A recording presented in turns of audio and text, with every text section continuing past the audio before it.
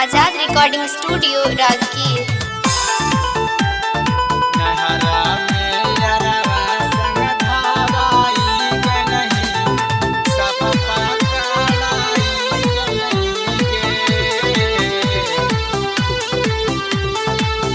पियावा के साथ गे छौड़ी कर दिहनी घात गे छौड़ी एक मुलाकात गे छौड़ी छूट गेलै साथ गे छौड़ी जानी सा ढिलाई कैनी गे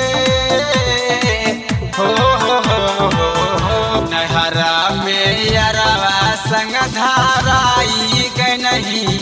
सब पकड़ाई गई नहीं गे बाप माय के इज्जत बुड़ाई देनी नमा हसवाई दे नहीं गे।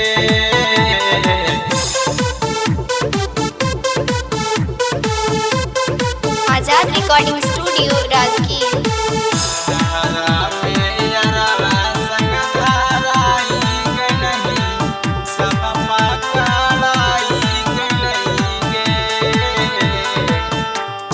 घर सजनावा के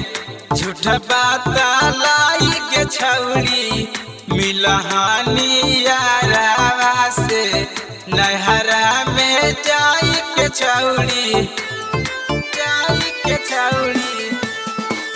या के सुता के संगे से जिया पर सुतही न साथ के छौड़ी रोज रोज फोन से चुपे चोरी करही तू बात के छौड़ी नहार जाई कहीं नहीं गे हो नहरा में यारवा संग धाराई गई नहीं सब पकड़ाई गई नहीं गे बाप माई के इज्जत बुड़ाई दे नहीं नमवा सवाई दे नहीं गे।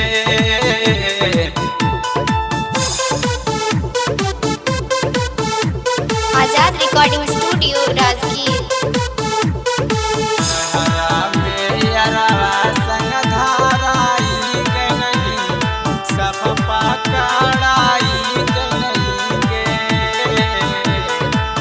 सोचल सपनावा के मट्टी में मिलाई दिहनी चढ़ली जवानिया में नमवा हसवाई रे देहनी उदयवारा के जिंदगिया से कर देनी खेल के छौड़ी जयराम के दारादी के बतिया के बुझनी नहीं मोल के छौड़ी काहे तू कसाई भैनी गे हो नहरा में यारवा संग धाराई गई नहीं सब पकड़ाई गई नहीं गे बाप माई